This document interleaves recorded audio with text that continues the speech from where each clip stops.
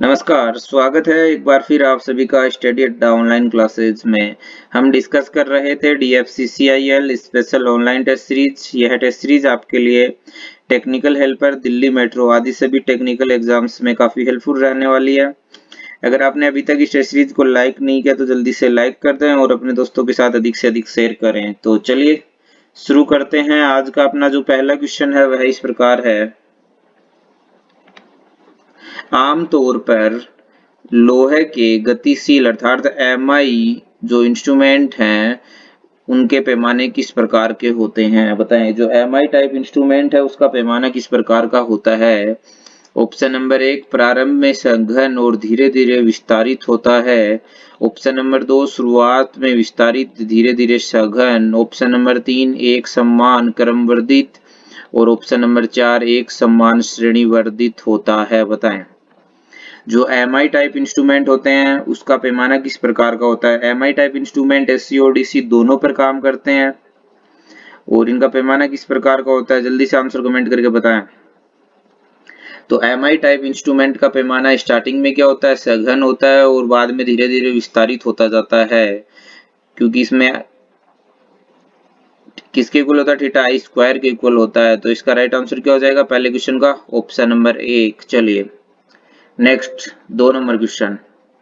निम्नलिखित में से किस मीटर को विद्युत रोधन परीक्षण अर्थात इंसुलेशन टेस्टर के रूप में माना जाता है। किससे परीक्षण किया जाता है, बताएं। ऐसा कौन सा मीटर है जिसकी सहायता से इंसुलेशन टेस्टर किया जाता है, बताएं। इंसुलेशन किससे मापा जाता है, मेगर से मापा जाता है। तो पहला ऑप्शन इसका क्या हो जाएगा, राइट आंसर हो जाएगा। चलिए नेक्स्ट ऑप्शन नंबर 3 धारिता ट्रांसड्यूसर किस सिद्धांत पर कार्य करता है, जल्दी से आंसर कमेंट करके बताएं। जो धारिता ट्रांसड्यूसर है वह किस सिद्धांत पर कार्य करता है। धारिता ट्रांसड्यूसर का यूज कहाँ किया जाता है, साथ में अगर आपको यह पता है तो यह भी बता दीजिए। तो जो धारिता ट्रांसड्यूसर है उसका यूज कहाँ किया जाता है, विस्थापन और दाब और कई अन्य भौतिक राशियां हैं जिनको मापने के लिए अपन क्या करते हैं, धारिता ट्रांसड्यूसर का यूज करते हैं। और धारिता ट्रांसड्यूसर का सिद्धांत क्या होता है, सबसे पहले याद रखिए यह क्या होता है, निष्क्रिय ट्रांसड्यूसर होता है।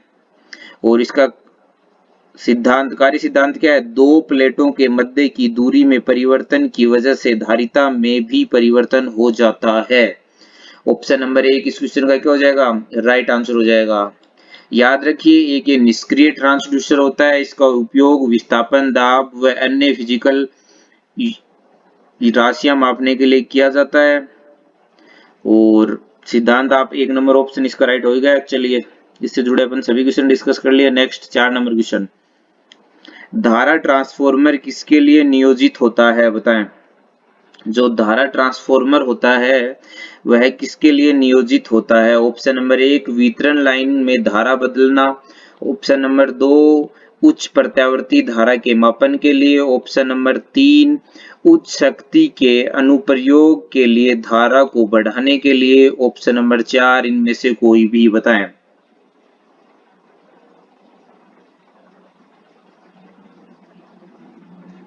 जो धारा ट्रांसफॉर्मर है वह किसके लिए नियोजित किया जाता है, जल्दी से आंसर कमेंट करके बताएं। तो क्या होता है, उच्च प्रत्यावर्ती धारा को मापने के लिए। ऑप्शन नंबर 2 इस क्वेश्चन का क्या हो जाएगा, राइट आंसर हो जाएगा। जो CT है अर्थात करंट ट्रांसफॉर्मर CT किस लिए यूज किया जाता है, उच्च प्रत्यावर्ती धारा को मापने के लिए प्रयोग किया जाता है। काफी इजी क्वेश्चन है। चलिए नेक्स्ट 5 नंबर क्वेश्चन। एमीटर किसके लिए पथ प्रदान करता है, बताएं।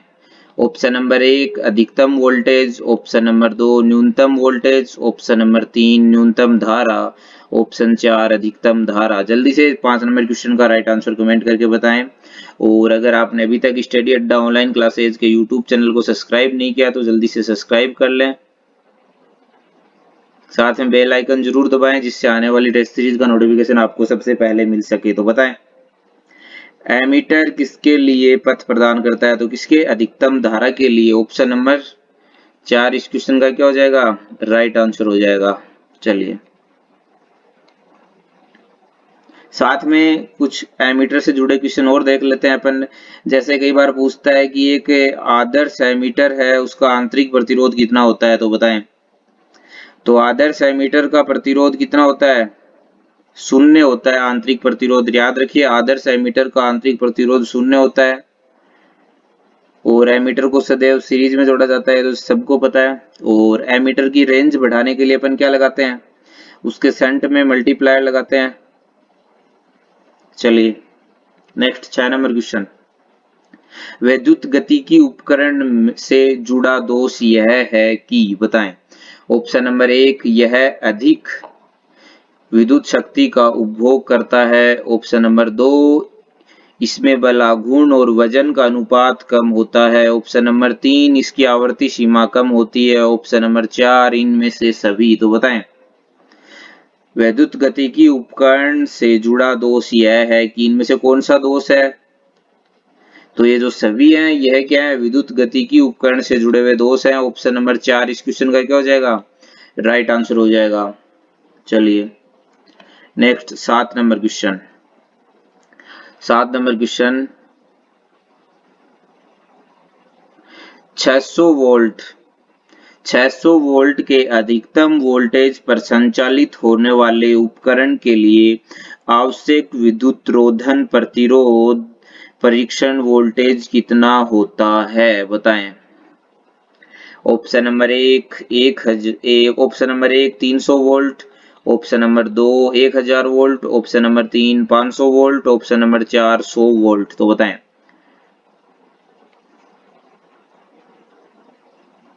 तो इस क्वेश्चन का राइट आंसर क्या हो जाएगा, 1000 वोल्ट। ऑप्शन नंबर 2 इस क्वेश्चन का क्या होगा, राइट आंसर होगा। चलिए नेक्स्ट 8 नंबर क्वेश्चन।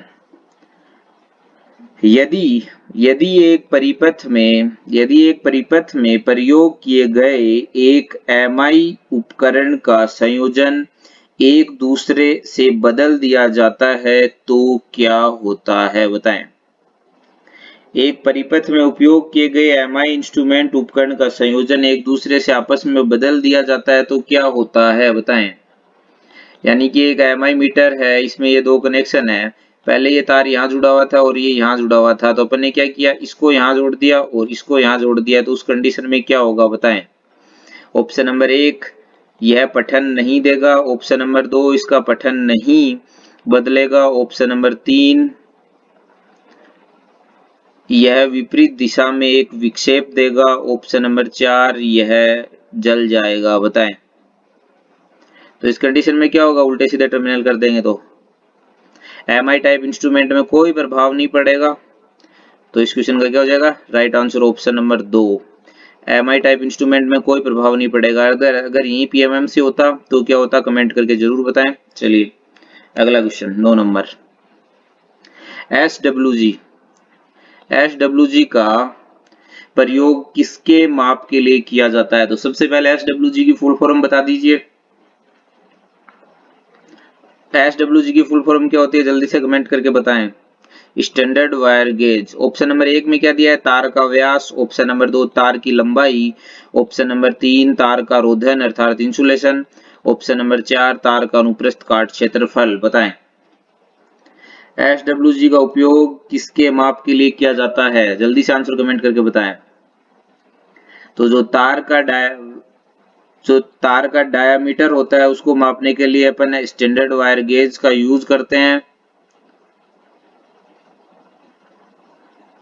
एसडब्ल्यूजी के अंदर जैसे कि आपको एक क्वेश्चन कई बार ये पूछा जाता है, एक 36 एसडब्ल्यूजी का वायर है और एक 8 एसडब्ल्यूजी का वायर है, इनमें से किस तार का डायमीटर ज्यादा होगा अर्थात कौन सा तार मोटा होगा। तो बताएं 36 एसडब्ल्यूजी वाला वायर मोटा होगा या 8 एसडब्ल्यूजी का वायर मोटा होगा। 9 नंबर क्वेश्चन का राइट आंसर क्या हो गया था अपना, तार का डायमीटर। ऑप्शन नंबर 1 इसका राइट आंसर हो गया। मैंने साथ में आपको ये क्वेश्चन और पूछा है, 36 एसडब्ल्यूजी 8 एसडब्ल्यूजी इनमें से कौन सा वायर मोटा होगा, बताएं।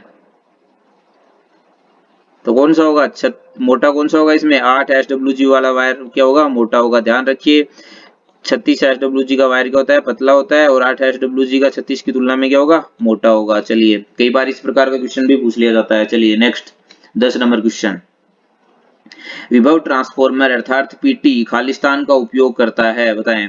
पीटी किस लिए यूज की जाती है, जल्दी से आंसर कमेंट करके बताएं। सीटी के लिए क्वेश्चन आया था अपने पास थोड़ी देर पहले, सीटी से रिलेटेड क्वेश्चन आया था, अभी क्या है, पीटी से। पोटेंशियल ट्रांसफॉर्मर, ऑप्शन नंबर 1 ऊंचाई ट्रांसफॉर्मर है, ऑप्शन नंबर 2 केंद्र स्टेप ट्रांसफॉर्मर, ऑप्शन नंबर 3 अपचाई ट्रांसफॉर्मर, ऑप्शन नंबर 4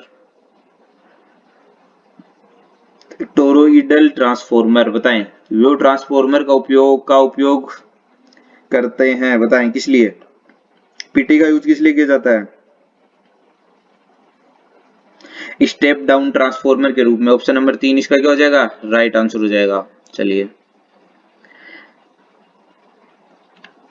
तो बस धन्यवाद दोस्तों। अगर आपका कोई सवाल हो तो हमें कमेंट सेक्शन में कमेंट करके पूछ सकते हो, और कोई भी किसी भी प्रकार का कोई क्वेश्चन में दिक्कत आ रही है तो कमेंट सेक्शन में कमेंट करके पूछ सकते हैं। साथ ही अगर आपका कोई न्यूमेरिकल क्वेश्चन है या कुछ है जो आपको सॉल्यूशन नहीं आ रहा, तो आप हमें हमारे इंस्टाग्राम, फेसबुक और व्हाट्सएप के ऊपर आपका सवाल भेज सकते हो, हम आपको उसका सॉल्यूशन जरूर प्रोवाइड करवाएंगे। चलिए धन्यवाद दोस्तों, हमारे साथ इस टेस्ट सीरीज में अंत तक बने रहने के लिए।